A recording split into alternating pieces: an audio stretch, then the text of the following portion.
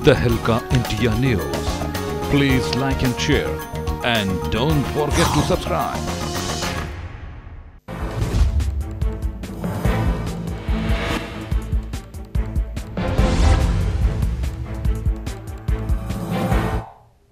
नमस्कार, स्वागत है आप सभी का तहलका न्यूज में। मैं हूं योगेश दत्तमान और आप देख रहे हैं खबर उत्तराखंड। चलिए शुरू करते हैं खबरों के सिलसिले को।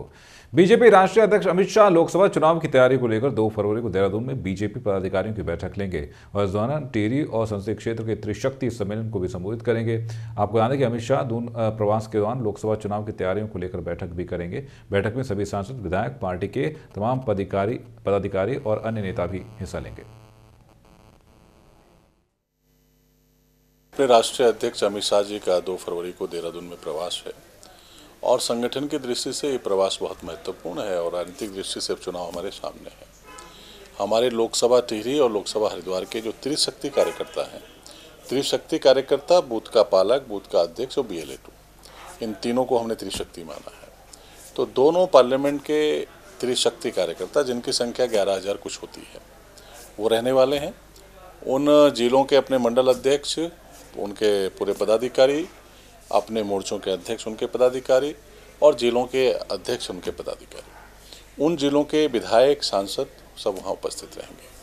प्रदेश स्तर पर ये कार्यक्रम अपने देहरादून में परेड ग्राउंड पर होगा। जो है अपने प्रदेश के पदाधिकारियों के साथ बैठक करेंगे, क्योंकि अभी चुनाव सामने है हमारे, तो संगठन की दृष्टि से उनको चुनाव की दृष्टि से यहाँ की जिम्मेदारी भी मिली हुई है। तो वो आकर इन सब कार्यों का संपादन करेंगे और कार्यकर्ताओं से बैठकर आगे अपना मार्गदर्शन देंगे, जो भी वो मार्गदर्शन देंगे।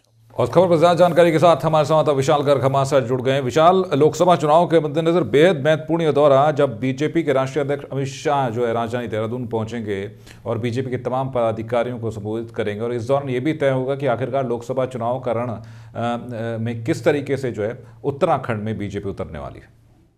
जी बिल्कुल योगेश, जिस तरह से लोकसभा चुनाव आने वाले हैं उस तरह से सियासत जो है वो गरमाई हुई है अभी, और ऐसे में अमित शाह जो है वो देहरादून आएंगे और त्रिस्तरीय सम्मेलन जो कि देहरादून के परेड ग्राउंड में होगा उसमें भाग लेंगे। साथ ही देहरादून, टिहरी, हरिद्वार, इन तीनों लोकसभा का भी ये जायजा लेंगे। इन तीनों विधान लोकसभा में पहुंचेंगे अमित शाह और सभी मंत्री गण, सांसद और विधायकों के साथ ये बैठक करेंगे।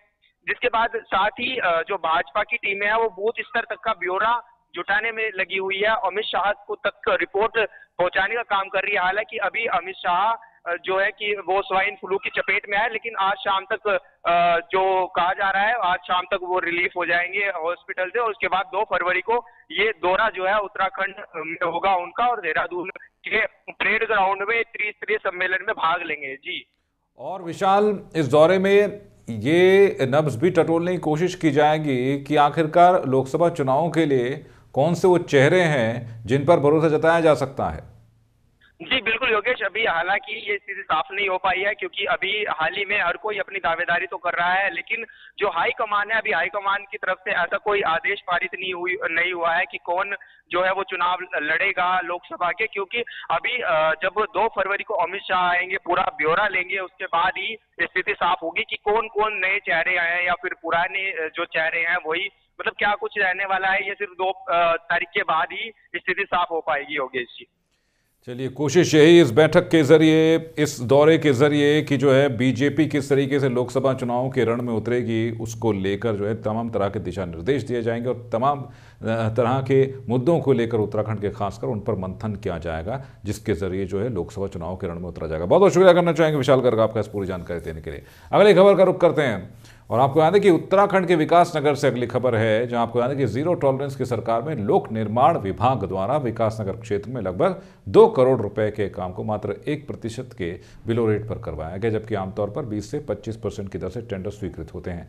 आरटीआई कार्यकर्ता और जनसंघर्ष मोर्चा के अध्यक्ष रघुनाथ सिंह नेगी ने एक प्रेस वार्ता कर बताया कि 2018 में लोक निर्माण विभाग देहरादून में 8 कार्यों के लिए टेंडर आमंत्रित किए गए थे, जिसमें सबसे बड़ा घोटाला यह था कि अधिकारी, ठेकेदारों और समाचार पत्र ने मिलकर मात्र 1% बिलो रेट पर 2 करोड़ 6 लाख के टेंडर स्वीकृत कर दिए थे। उन्होंने कहा कि इसमें 1% के आधार पर केवल 12,000 का अंतर है। इसमें मोर्चा द्वारा जांच की गई थी और मुख्य सूचना आयुक्त एवं मुख्य सचिव के आदेश के बाद जांच करवाई गई। अब मुख्यमंत्री की हरी झंडी मिल जाने के बाद टेंडर घोटाले की जांच की जा रही है।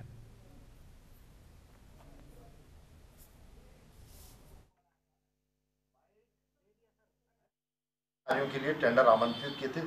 इसमें सबसे बड़ा घोटाला यह था कि उन्होंने मिलकर के समाचार पत्र से मिलकर के ठेकेदारों के माध्यम में, और जो अधिकारी हैं वहाँ तमाम उस समय मौजूद थे, उन्होंने एक बहुत बड़े कॉकस के रूप में वो सारी की सारी जो विज्ञापित की थी, अखबार को भी अपने पक्ष में कर लिया था, और उन्होंने मात्र 0.06 बिलो रेट पे ये सारे के सारे टेंडर 2,06,00,000 के स्वीकृत कर दिए थे। मात्र 12,000 का इसमें अंतर है, आप समझ सकते हैं, 0.06% के आधार पे। तो इसमें हमने जांच की मांग की थी। हमारे जनसंघर्ष मोर्चा के जिला मीडिया प्रभारी प्रवीण शर्मा पिनी, इन्होंने सूचना आयोग में भी इस बात को दस्तक दी थी, और उन्हीं के निर्देश पे ये जांच हुई।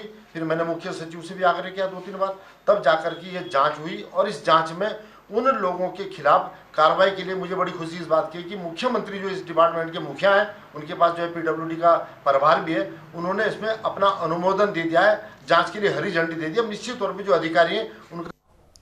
खबर उत्तराखंड के खटीमा से है, जहां कांग्रेस के राष्ट्रीय महासचिव और पूर्व मुख्यमंत्री हरीश रावत ने नैनीताल के बाद हरिद्वार लोकसभा सीट में वो पहुंचे और पार्टी नेताओं के साथ बैठक की। आपको याद है कि उत्तर प्रदेश की मुजफ्फरनगर और सहारनपुर लोकसभा सीट से चुनाव लड़ने की लगातार जो है कवायद चल रही है कि आखिरकार कौन सा चेहरा होगा। लेकिन यहाँ पर जब मीडिया ने उनसे सवाल किया कि आपकी पसंदीदा कौन सी है, तो उन्होंने इस बात का जवाब नहीं दिया। उन्होंने ये साफ तौर पर कहा कि उत्तराखंड की 5 लोकसभा सीटें उन्हें पसंद है, और इस दौरान वो किसी भी बयान को देने से बचते रहे।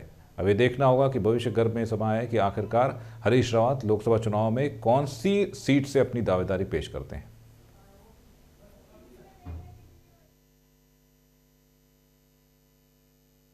मैं 5 सीटों पर कांग्रेस के लिए लड़ूंगा।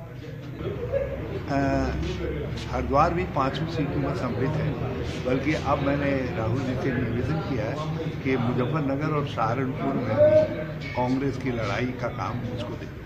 हमको 5 सीटें जीतनी हैं, हार का एक ही जवाब है जीत, और हमको हर हालत में 2019 में 5 सीटें जीत।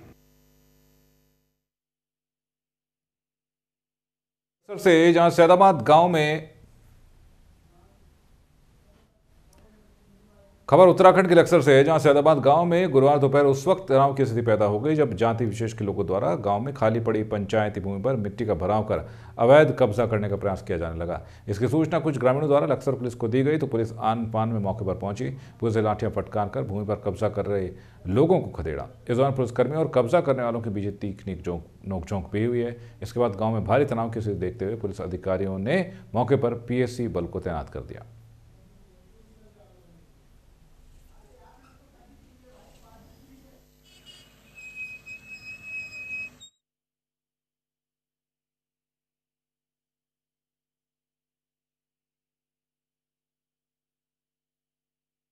खबर रुड़की से है, जहां दिल्ली राष्ट्रीय राजमार्ग पर मंगलौर के पास कार में अचानक आग लगने से अफरा तफरी मच गई। गाड़ी मालिक ने किसी तरह कार से कूदकर अपनी जान बचाई। सूचना मिलते ही मौके पर पहुंची दमकल की गाड़ी ने कड़ी मशक्कत के बाद आग पर काबू पाया, लेकिन तब तक पूरी कार जलकर खाक हो चुकी थी और आग इतनी भीषण लगी कि हाईवे पर लंबा जाम लग गया। मंगलौर कोतवाली पुलिस ने मौके पर पहुंचकर जाम खुलवाया।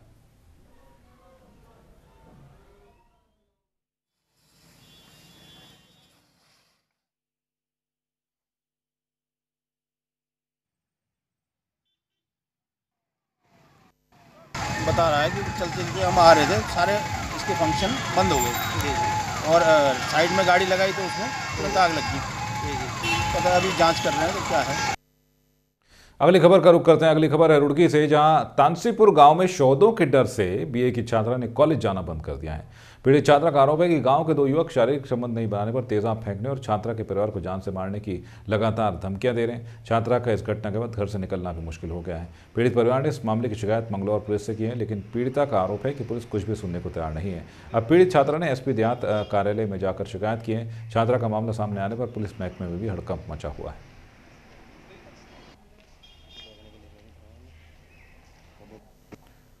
और इस खबर पर ज्यादा जानकारी के साथ हमारे संवाददाता शाहनजर अली हमारे साथ जुड़े हैं। शाहनजर, जिस तरीके से इस पूरे मामले को देखकर ये लगता है कि आखिरकार किस तरीके से जो है छात्राएं जो है डर के माहौल में जी रही हैं रुड़की में, जहां एक BA की छात्रा ने कॉलेज जाना ही छोड़ दिया है। अब जब इस पूरे मामले की शिकायत पुलिस प्रशासन से की है, किसी तरह की कोई कार्रवाई हुई अभी तक इस पूरे मामले में? जी बिल्कुल, देखिए योगी, जिस तरीके से पुलिस के ऊपर छात्रा ने आरोप लगाया है, 2 छात्र युवक उसको परेशान कर रहे थे और जिसके डर से उसने जो है कॉलेज जाना बंद कर दिया। और कहीं ना कहीं उन्होंने 13 जनवरी को जब इसकी शिकायत की तो पुलिस ने जो है मामले को टाल दिया और शांति भंग में जो है उसको उन दोनों का चालान कर दिया। जिस तरीके से उनको कार्रवाई होनी चाहिए थी वो नहीं हो पाई और जो छात्रा है वो काफी डरी हुई है और जो है घर वालों से जब उसने शेयर किया कि उसको जो है 2 युवक परेशान कर रहे हैं और लगातार उसको टॉर्चर कर रहे हैं और एक दिन तो यहाँ तक उन्होंने कर दिया कि उसको नशीला पदार्थ खिलाकर जो है उससे कुछ अश्लील फोटो वोटो ले लिए और जो है सोशल मीडिया पर लगातार जो है उसको धमकी दे रहे थे कि इसको हम वायरल कर देंगे और 1-2 जो है उन्होंने फोटो वायरल भी कर दिए। जिस तरीके से उन पर कार्रवाई होनी चाहिए थी वो कार्रवाई अभी तक नहीं हो पाई। जी और शहनज़र, कब से ये 2 युवक इस युवती को परेशान कर रहे थे और क्या इससे पहले भी पुलिस में शिकायत की गई थी इस पूरे मामले की? जी बिल्कुल, ये काफी लंबे समय से जो है इसको परेशान कर रहे थे। अभी हाल ही में 13 जनवरी में जब इसकी उन्होंने शिकायत की तो जो कार्रवाई परिजन थे लड़की के तो वो कार्रवाई उनको नहीं हो पाई। आरोपी मात्र जो है शांति भंग में उनका चालान हुआ था दोनों युवक का। जो गंभीर आरोप जो लगा रही थी छात्रा वो उस तरीके से कोई कार्रवाई उन दोनों युवकों पर नहीं हो पाई। जी, और अब क्या स्थिति है, क्योंकि छात्रा ने जो है कॉलेज जाना भी बंद कर दिया है, ऐसे में किस तरह की बात जो है, किस तरह का आश्वासन पुलिस प्रशासन की तरफ से किया गया है, क्योंकि छात्रा ने कॉलेज जाना बंद कर दिया और ऐसे में जो है उसको समझाने की कोशिश की जानी चाहिए पुलिस प्रशासन की तरफ से कि उनके साथ इस तरह की कोई हरकत नहीं होगी, इस पूरे मामले पर सख्त से सख्त एक्शन लिया जाएगा। जी बिल्कुल, देखिए योगेश, अब मामला जो है मीडिया में आने से जो है लगातार ये खबरें जो है तो तेजी से वायरल हो रही है और जो है पुलिस के जो है हाथ पांव खुल गए हैं और सख्त से सख्त कार्रवाई करने की जो है वो पुलिस बात कर रही है और दोनों आरोपी को जो है बोल रहे हैं कि उनको सख्त से सख्त कार्रवाई उनके खिलाफ की जाएगी और छात्रा के जो परिजन है उनको आश्वासन दिया है कि किसी भी तरह की जो है उन्हें डरने की जरूरत नहीं है। छात्रा जो है पहले की तरह से जो है लगातार अपने जो है स्कूल जाए और कोई किसी तरह की दिक्कत नहीं होगी और पुलिस प्रशासन जो है उनको लगातार सपोर्ट करेगा। चलिए, बहुत बहुत शुक्रिया करना चाहेंगे शहनज़र आपका इस पूरी जानकारी देने के लिए। अगली खबर का रुख करते हैं। अगली खबर है उत्तरकाशी से, जहां बड़ाहाट मेले में उच्च शिक्षा मंत्री धन सिंह ने शिरकत की और पौराणिक मेले को व्यावसायिक होने से नाराजगी जाहिर की। उन्होंने कहा कि मेले में दुकानें अव्यवस्थित तरीके से लगी हुई हैं जिससे आम जनता को मेले घूमने में दिक्कतें हो रही हैं, किंतु मंत्री ने कहा है कि अगले वर्ष मेले को पौराणिक तरीके से मनाया जाएगा।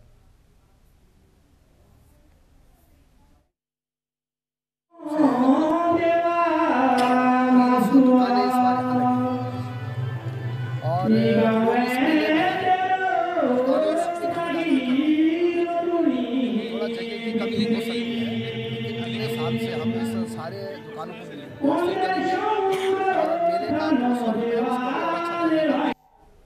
और यहाँ रुकें एक छोटे से ब्रेक के लिए। ब्रेक के बाद अन्य खबरों के साथ फौरन हाजिर होते हैं। बने रहिए एलकट न्यूज़ के साथ।